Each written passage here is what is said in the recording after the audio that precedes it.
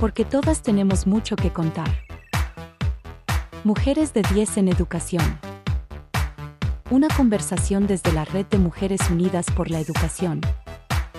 Acompáñanos a conocer los retos, aprendizajes y desafíos de las mujeres que construyen la educación todos los días.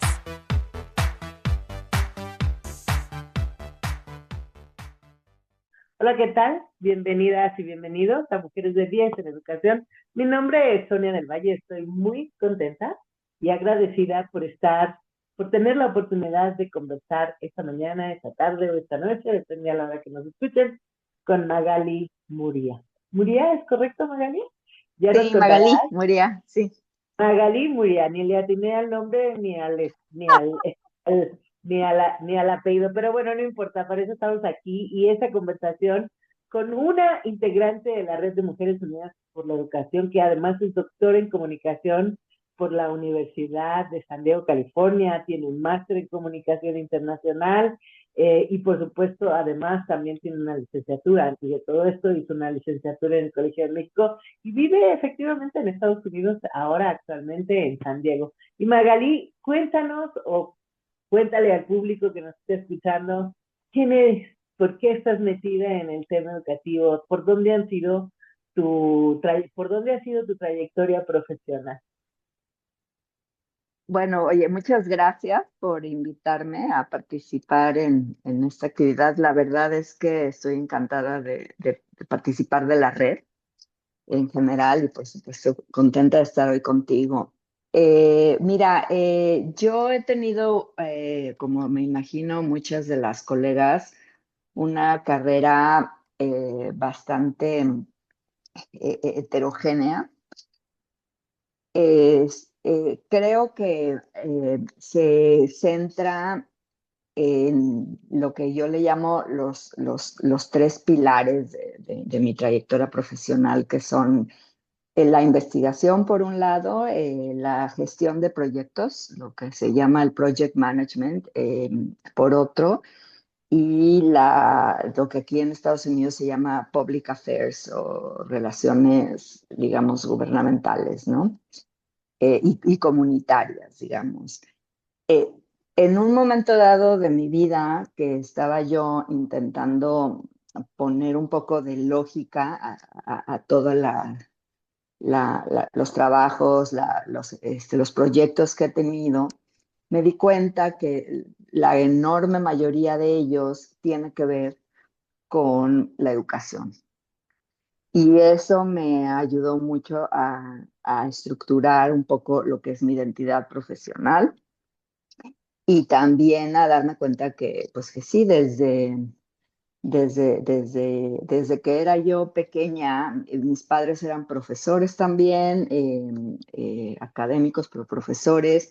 Siempre tuve una predilección por la educación, ¿no? Y por angas o por mangas, como dicen, he acabado haciendo mucho que ver, sobre todo en lo que tiene que ver con la educación para adultos y por un lado, sobre todo en la educación para adultos, concretamente en la educación financiera, y también la, la evaluación de proyectos, que después me imagino que platicaremos un poco, sobre todo de evaluación de programas educativos y bueno, la gestión de proyectos, montando programas educativos también de toda esta parte y la colaboración también, la colaboración internacional en materia de educación y cultura, ¿no? Entonces, ha De sido. hecho, de manera independiente, has estado trabajando en algunas entidades, empresas, en el sector gubernamental, en el privado. ¿Por dónde has andado caminando, María? Mira, empecé en el consulado al acabar mi maestría. Bueno, de hecho empecé trabajando en un programa de colaboración educativa que se llama el Consorcio para la Colaboración Educativa en América del Norte, y esto fue en 1997.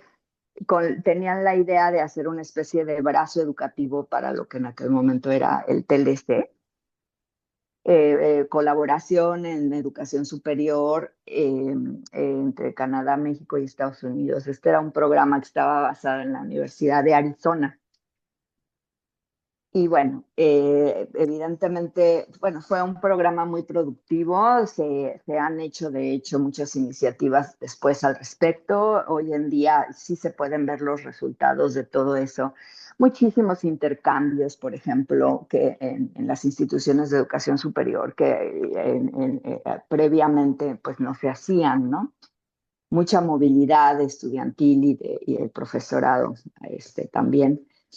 En el Consulado de México en San Diego, donde trabajé después de CONAED, que serían las siglas de la previa organización, también trabajé no únicamente en programas educativos, pero yo estuve a cargo de un mecanismo de enlace fronterizo, digamos, que gestionaba la colaboración educativa entre Tijuana y San Diego. Montamos este programa como parte del sistema, digamos, fue una adición al sistema de los mecanismos de enlace fronterizo, que son esquemas de colaboración, digamos, temática que existen entre los gobiernos de Estados Unidos y México, con la intención de compartimentalizar la agenda fronteriza, que es una agenda muy compleja, digamos, ¿no? Y, y entonces yo fui encargada de, de, de, pues, de generar y conceptualizar lo que se llamó el COVEC en ese momento, ¿no? El Mecanismo de Enlace Fronterizo para Cultura y Educación. Oye, ¿y cómo es que llegas al tema de educación financiera inmigrante? Es decir, habiendo trabajado en estas iniciativas, ¿cómo te Ujú, diste ujú. cuenta que ahí hay un tema? ¿Lo hiciste de manera independiente? ¿Fuiste a alguna entidad gubernamental? Sí. Cuando terminé, bueno, después del consulado hice un doctorado en comunicación, como comentaste tú, y al acabar tuve la oportunidad de vivir 2 años en Singapur, donde trabajé para una empresa social que ofrece educación financiera para trabajadoras migrantes. En Singapur, las empleadas domésticas van de otros países, normalmente van de Filipinas, de Indonesia, algunas de Sri Lanka, y van con contrato, digamos, en programas gestionados por el gobierno mismo. Y entonces existe un pequeño sector de organizaciones no gubernamentales que ofrecen educación para ellas, digamos, ¿no? Entonces yo participé en una de estas organizaciones. Se llama AIDA. AIDA todavía existe.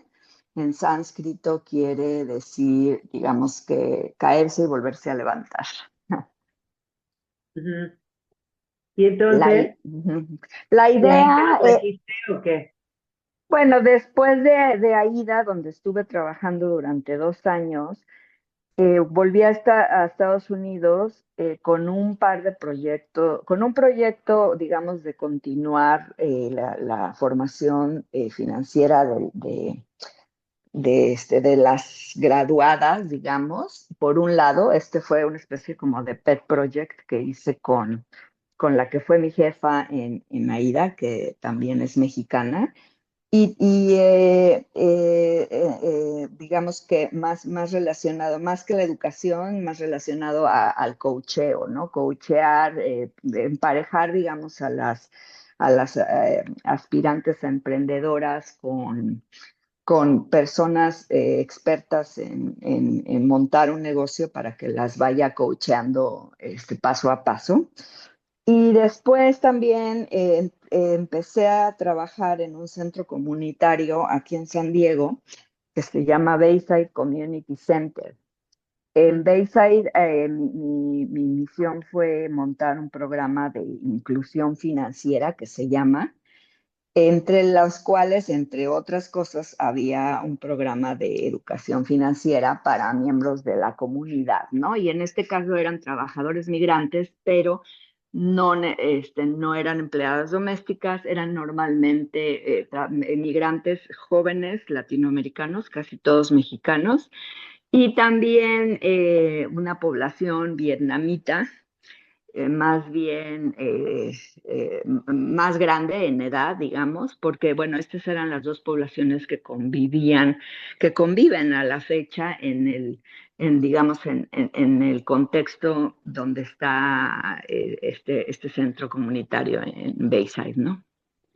Oye, dime una cosa, ¿por qué crees que es importante esto, aprender sobre educación financiera y sobre todo para las personas que son migrantes, que independientemente de la circunstancia de por qué emigraron, pues saber sobre finanzas podría significarles quizá, no sé, renacer, o sea, salir, reempezar, no sé, ¿cómo tú lo viste? ¿Cómo lo has vivido? ¿Por qué crees que es un tema que deberíamos de tocar o abordar más? Pues mira, la verdad es que eh, me parece una manera muy efectiva de combatir la pobreza, ¿no? Y porque muchas de las razones por las cuales la gente se queda empotrada, digamos, en estos ciclos de pobreza, tiene que ver no necesariamente, o sea, no nada más con que ganan poco, no siempre es así, sobre todo en el caso de la migración, sino por cuestiones elementales de gestión de los recursos que nadie se ha tomado la molestia de enseñar y que probablemente las poblaciones en muchas ocasiones las poblaciones de clase media o para arriba son cosas que va aprendiendo casi casi que mirando a sus padres y hacerlo, ¿no? De una manera muy orgánica y automática. El ahorro, etcétera, ¿no? En el caso de Estados Unidos, la construcción de crédito, por ejemplo, que es muy importante aquí, y que puede redundar en beneficios económicos muy, muy tangibles, ¿no? Eh, entonces, a mí me parece que, o sea, yo he visto casos espectaculares de empoderamiento financiero y personal que vienen asociados a la educación financiera independientemente del ingreso de una persona, ¿no? ¿Y es más fácil o aprenden mejor o diferente hombres y mujeres o es igual? Pues en realidad, híjole, esa es una pregunta difícil. Yo creo que sí hay diferencias, déjame pensar, porque claro, la población con la que yo trabajé en Singapur sí eran la mayor parte mujeres y aquello era verdaderamente un paraíso del networking. Las mujeres tendemos más a ayudarnos entre nosotras y a prestar más importancia al networking. Efectivamente, los hombres tienden a ser más orientados a los objetivos, digamos, que las mujeres. Las mujeres son, en cierto sentido, como, no sé si me explico, más orgánicas, pero eso es una generalización, no siempre es así, ¿no? Es cierto que normalmente hay más interés entre el público femenino por este tipo de programas, ¿no? Lo pregunto, ¿sabes por qué? Porque cuando uno está migrando Sí, y vas a reempezar tu vida en alguna circunstancia, a veces migras por circunstancias muy complejas de vida personal y familiar, claro. y quizá una de las cosas que no estás pensando es cómo me educo financieramente, ¿sabes? Entonces, Sí, quizá, no sé, hay más interés de hombres o de mujeres de emprender un conocimiento que no tenían para justamente que les ayude, como decías tú, a reempezar, a emprender algo que no habían quizá antes valorado o pensado. El concepto normalmente no es fácil de transmitir, o sea, no es, en mi experiencia personal, la persona no migra y dice voy a aprender a gestionar esto mejor. Les acaba llegando de rebote, Mm. depende, ¿no? Les acaba llegando de rebote por ¿cómo se dice? Word of mouth, porque o sea, porque la amiga fue a las clases y le gustó muchísimo. Y mucho tiene que ver también con las redes de apoyo mutuo y la socialización que hay en torno a eso. Por ejemplo, en Singapur eso era muy, muy claro, ¿no? Ahora, en el caso de Bayside, importaba mucho también que el programa se había implementado en un centro comunitario muy orgánico donde se daba de todo, ¿no? Y entonces la gente asistía por otra razón y una vez estando ahí se le ofrecía también participar en el programa. Y también hacíamos divulgación en las escuelas, ¿no? Bayside colaboraba mucho con las escuelas, tenía un programa de educación, de un programa de estos de after school, de ayuda, o sea, digamos, después de las horas para que los padres pudieran trabajar y llegar más tarde por ellos. Y entonces, bueno, hacíamos juntas con los padres y les explicábamos de qué se trataba, los invitábamos a participar, ¿no? Pero normalmente en estos casos llegaba como de rebote, digamos, ¿no? Ujú. ¿Y tú crees que tendría que ser una asignatura regular? Bueno, aquí en Estados Unidos lo es. En la preparatoria mi hijo llevaba clases de finanzas personales, ¿no? Y entonces sí, yo creo que sí debería ser definitivamente una asignatura regular, ni siquiera opcional. A mí me parece que es muy importante, ¿no? Y en México, fíjate, sería muy buena idea introducirla en México en las escuelas públicas, ¿no? Sí, Claro, porque a no lo es, partir, sí. ¿no? No, No está no, no. dentro de los planes y programas o el plan de estudios, y menos de la nueva escuela mexicana. Y no lo digo con jiribilla, sino que no está. Sí. No hay, hay pocas innovaciones, pero bueno, No, este, sí, exacto. Y desde primaria se podría implementar y empezar a aumentar la intensidad. O sea, en primaria se puede introducir al currículum que ya está, no hay necesidad de. Y después en secundaria empezar a intensificarlo, importantísimo, ¿no? A mí me parece. Magali, pues me ha dado muchísimo gusto conversar contigo, conversar y saber quién eres, pero sobre todo que nos des esta mirada hacia la educación financiera que a veces pasamos, la gran mayoría de las personas no la tomamos mucho en cuenta y es súper, y tendría que ser, ¿no? Nos ayuda muchísimo y es vital para tener pues un esquema de vida que nos permita eso, vivir con bienestar y no sé, mejor teniendo claro cómo gastas tu dinero y cómo puedes invertirlo, cómo puedes hacer nuevas, nuevos emprendimientos. No sé si quieres comentar algo más, Magali, sobre este u otro tema, y ya para despedirnos en nuestro programa.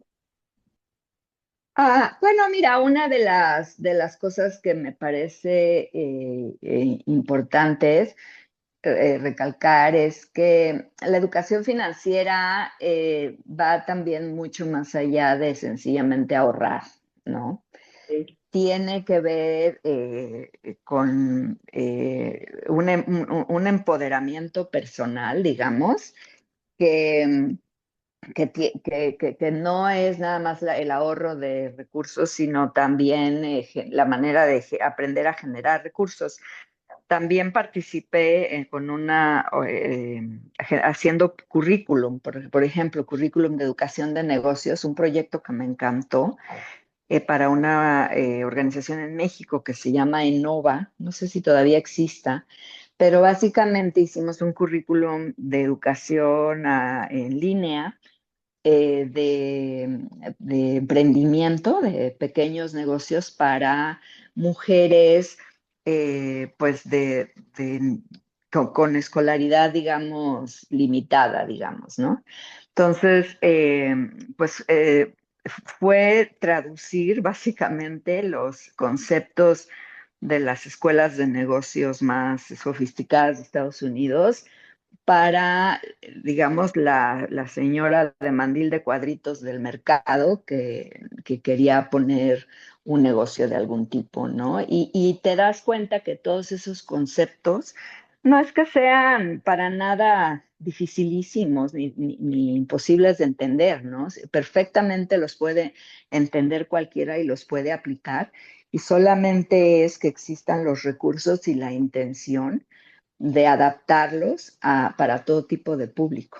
Muy bien, Magali, te agradezco muchísimo que hayas estado por acá, en el podcast de la Red de Mujeres Unidas por la Educación, Mujeres de 10 en Educación, y nos vemos hasta la próxima. Conducción, Sonia del Valle. Coordinación, Gema Jara. Producción, Cecil Palma. Música, Orange Factory Music. Mujeres de 10 en Educación. Una serie de la Red de Mujeres Unidas por la Educación.